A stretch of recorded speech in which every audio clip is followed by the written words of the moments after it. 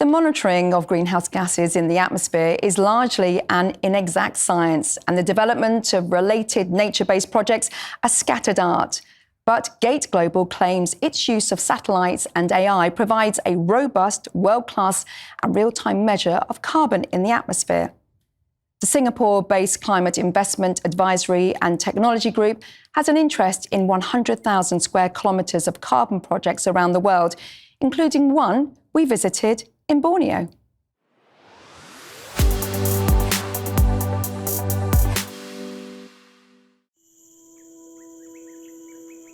The tropical rainforest in Borneo has existed for around 140 million years and is home to more than 10,000 different plant species.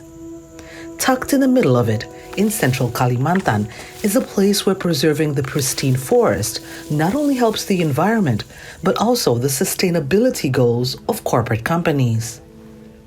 Saraf Bansal, a son of Tonga and Indian parents, knows all too well how climate change has been negatively affecting the livelihoods of millions living in the Asia-Pacific region. My family very much rely on nature, natural systems, farms, agriculture, fishing and aquatic marine life for their livelihood. And growing up, I saw a lot of the issues that they faced because of climate change, whether that meant there were less crops, there were less fish, it was harder to do agricultural work. And so it really made me think, why are these things happening and what's probably something we can do to make that a bit better for them as well.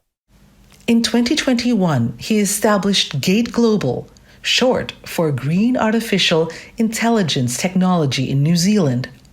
He moved the company to Southeast Asia's financial hub, Singapore, in order to connect underfunded and underrepresented countries affected by climate change with global financiers.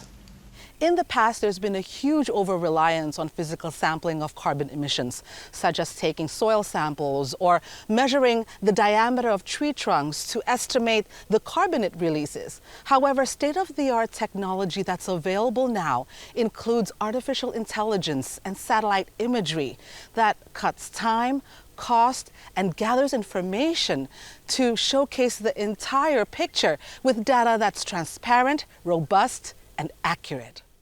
Conventional methods of measuring carbon could take months, if not years, to get a comprehensive picture of the forest's condition.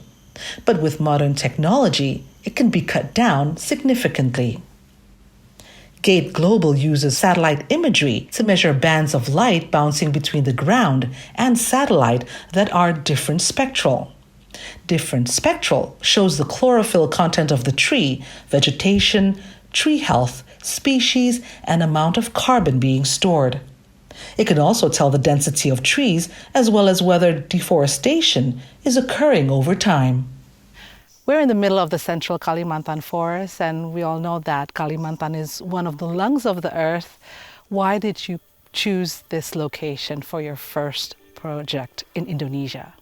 We're working with a local Indonesian company who own this concession here in central Kalimantan and actually helping them to convert their concession into a conservation area, meaning that with their local manpower, their local knowledge, and of course their local integration, we want to help them to actually say, instead of cutting down this forest for, let's say, timber or converting it into a palm oil plantation, can we conserve that forest and actually enhance it?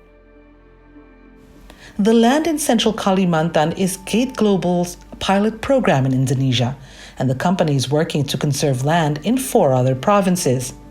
It also is helping other companies in at least 6 countries in the Asia-Pacific region, including Cambodia, Malaysia, and Australia.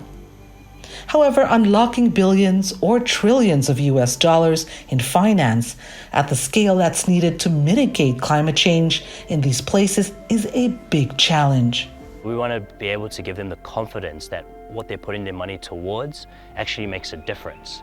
And actually one of the most important things there is once we plant the trees, how do we actually continuously monitor that those trees aren't being destroyed or cut down the next day? And so giving buyers or financiers that confidence is extremely important. Governments play an important role in the fight against climate change through their national policies, taxes, and frameworks that give security and stability to these initiatives. Indonesia has taken the step to establish the first regulatory market within the ASEAN region. The government also launched a carbon trading bourse to mobilize market incentives in support of reaching emission cut targets. It's hugely important because the introduction of that alone gives everyone in the private sector the confidence to say, oh, we should actually start doing these projects. We should actually start putting money towards carbon projects. At a meeting with Saurav, Bereng Rambang village chief explained that to conserve the environment, the central Kalimantan village banned slash and burn techniques in clearing agricultural land and had to change professions from farmers to freshwater fishing to make ends meet. Kalau masyarakat harus hutan tetap alami supaya hewan yang ada di dalam tetap terjaga, Bu.